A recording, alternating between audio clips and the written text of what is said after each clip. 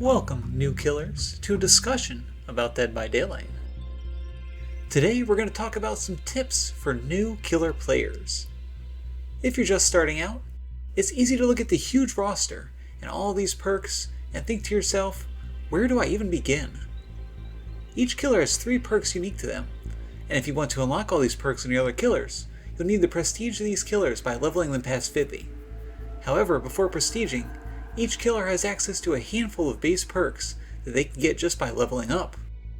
Some of these are solid perks, and some of them are not. You also have a number of free killers who can be prestiged for access to those perks.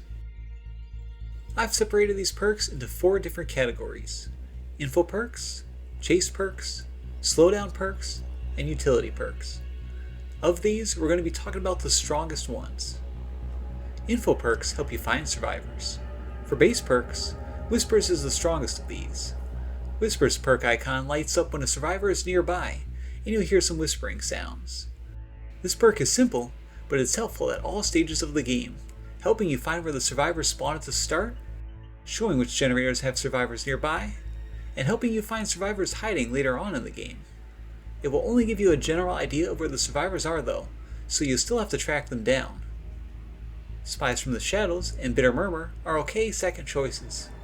Spies will cause crows disturbed by survivors to give a loud noise notification with a short cooldown. But crow spawns are not super consistent, and you can simply see where crows fly off without the perk, so it's not always useful. Bitter Murmur reveals the auras of survivors who complete a generator, along with the auras of all survivors once the last gen is completed. This info is useful, but if you're not near those gens, then you're unlikely to be able to get any value out of it. And if you are near the gen, you probably don't need the aura to find the survivors. For prestige perks, you have Tinkerer from the Hillbilly and a Nurse's Calling from the Nurse. Tinkerer will hide your tear radius and give a loud noise notification on a generator the first time it reaches 70% repair progress. This perk will help you apply pressure exactly where you need to. A Nurse's Calling will show you the auras of survivors who are healing, and interrupting that healing can very quickly turn the tide of a match. Chase perks are the perks that are meant to end chases quickly. The faster a chase ends, the faster you can pressure the other survivors. There really aren't many base chase perks. No One Escapes Death is a perk that activates in the late game, giving you a speed boost and making all your basic attacks down survivors. However, it only works as long as the totem is active, so the perk is unreliable. This perk will occasionally win you games on its own, and because of that, it's often looked at as a crutch by other players.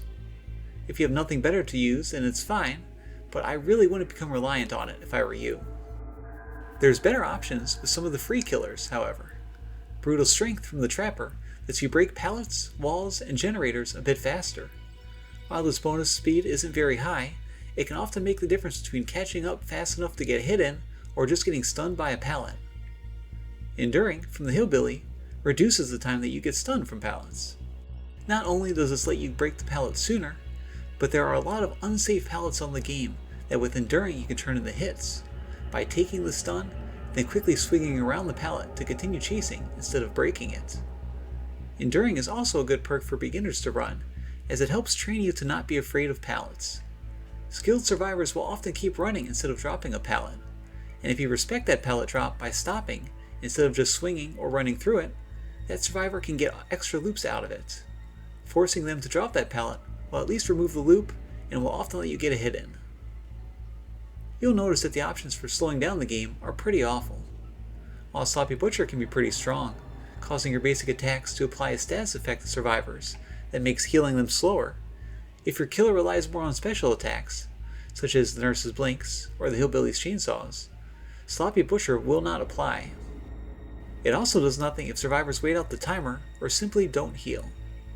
The Gnatophobia from the Nurse, on the other hand, is simply not a good perk. Survivors are barely slowed down by this perk unless everyone is injured, and keeping all 4 survivors injured is near impossible on most killers. While this perk can be usable on some builds, I recommend staying away from it in general. Because there are so few slowdown perks for free, you are really expected to buy at least one killer with a decent one, which is a real shame. There's a few options you could try. The Clown has Pop Goes the Weasel, which makes kicking a generator after hooking a survivor much stronger.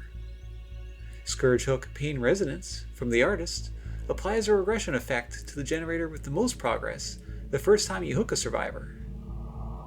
And Deadlock from the Cenobite will automatically block the generator with the most progress for a short duration every time a generator is completed. Because these 3 perks require you to spend money, I'm going to talk about them more in a future video instead of this one. For the time being, just know that all 3 are strong on most killers, but that the artist and the Cenobite themselves are not very beginner-friendly killers. There's a couple of utility perks that don't fall into these categories. Both Iron Grasp, a base perk, and Agitation, a trapper perk, help you get survivors to hooks you might not be able to get to before the survivors wiggle free. New players, however, need to learn the base times you can carry survivors through trial and error, and using these perks are going to mess that up. It's better to lose a few matches early on when you're new to this than to pick up bad habits that'll be tough for you to break later on. Lightborn from the Hillbilly makes you immune to flashlights. Once again, it is just a crutch perk. You can avoid getting blinded most times by looking at a wall as you pick up, and it's important for you to get into that habit instead of just losing an entire perk slot to Lightborn all the time. Now, if you see a lobby with 4 flashlights, Lightborn can be useful. Another thing to keep in mind is that some survivors are only interested in flashlight saves, and will follow you around the map while you're chasing other survivors. This might seem bad, as obviously you don't want them to get that flashlight save off, but it means that they won't be doing gens.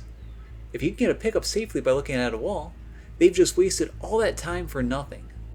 Running Lightborn will often mean their teammates will communicate that information to them, and they'll just stop and do gens instead, which is generally a worse outcome for you. Switch killer's shitty level if you haven't bought any of the DLC yet. Well, I would recommend the Trapper and the Hillbilly.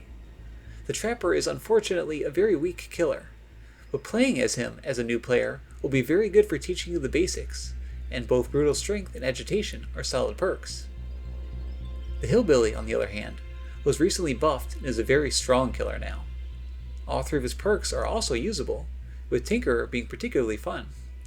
He's not a very new player friendly character though, so it might be better to stick with a more simple killer while you're learning the basics. In terms of which perks to bring in a match, you're going to want a good mix of different types of perks. As a rule of thumb, I like bringing 1 info perk, 1 chase perk, and 1 slowdown perk, with your final perk being whatever you feel like would help you the most. With the free perks, a good build you can run on most killers would be Whispers, A Nurse's Calling, Brutal Strength or Enduring, and Sloppy Butcher. Let's say with this build, you're looking for survivors who are all injured.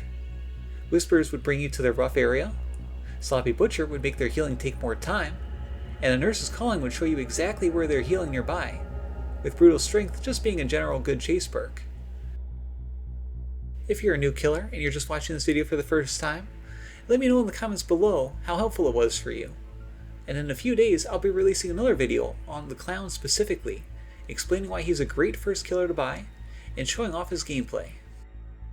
Until then, as always, thank you for watching.